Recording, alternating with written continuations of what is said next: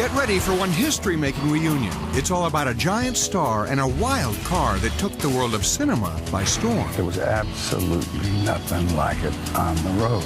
Everybody's got to own one of these. It's man law. It'll be cooler than ever before. DIY, Burt Reynolds and Year One are upgrading a classic. Under the hood, in the cockpit, the design's evolving, but it's still pure Bandit. Well, we're going to dismantle this entire car today.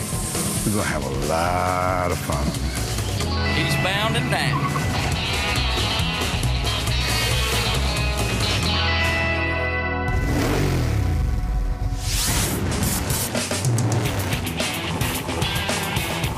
The mid to late 70s, muscle cars were on the fade and disco was on the rise. Back then, there were those who might have labeled that as something of a lose-lose proposition. In 1977, if you went to the movies and you weren't staring at Princess Leia or Annie Hall, you were more than likely looking at a speeding Trans Am. That ride is special to that auto part giant and car-building empire known as Year One. The first year of the Trans Am was 1969, which, ironically enough, is how we got our name. The company is called Year One, based on the '69 Trans Am. The car's heyday years probably were the early '70s. The car kind of went away, and in our opinion, was saved by the Smokey and the Bandit movie of the late '70s in 1977. Well, more than anybody, Kevin knows that the car popularly known as the Bandit never really said goodbye, not to fans of muscle cars. Bandit was really a character in a movie, not a car. The car was an SE or special edition Trans Am, and the Bandit moniker, if you will, came from Burt Reynolds' character in a movie. Well, now that that's clear, let's bring in the car that many fans refer to as the Bandit, as well as the man who really did play him.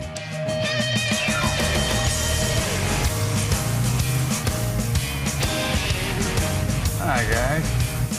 Now, here's a guy that knows this car, and that's because when he was filming, he wasn't just watching the action from his trailer. I was driving, partner. Attaboy. Oh, your own stunts, right? Yeah, that's a man's man. That's why I can't walk. Burt won't be doing a lot of walking now that he's reunited with a '77 Trans Am. It looked so hot, you know. I mean, there wasn't anything on the road that looked like it. I had no idea when I, stuck it to the floor what was going to happen. One of the things that happened is sales of the Trans Am soared. The sales of Trans Am went up 600% after the picture. 600%. Nobody knew that was going to happen. Nobody in the movie business, and certainly nobody in the car industry. It's hot. It still is. It hasn't aged. If they released it today as a brand new car, it would be a hot car.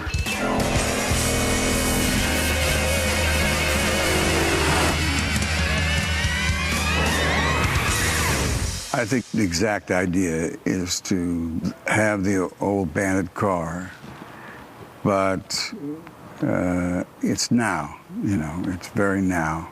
Well, now it's time to learn a little more about Year one of the only places big enough to tackle this big project. They've worked with NASCAR superstar Dale Earnhardt Jr., actor Paul Walker, guitar legend Kenny Wayne Shepherd, and the client list just keeps growing. Kevin King and his team know muscle cars, and they know that each build has its own set of challenges. Part of the difficulty with redoing this car is it is so structurally sound as far as its design and the way people accept it as what it is. It's when you look at the car, you can easily identify what it is, and you don't want to mess with that. That's the history of the car. Well, by now, Burt has also become part of the history of the car. He's become so synonymous with it and yet had nothing to do with the design or where it came from. It was just the car that they gave him to use in the movie. I hadn't seen it. I purposely didn't look at it until we shot the scene where it rolls off the truck. Bandit car was love at first sight.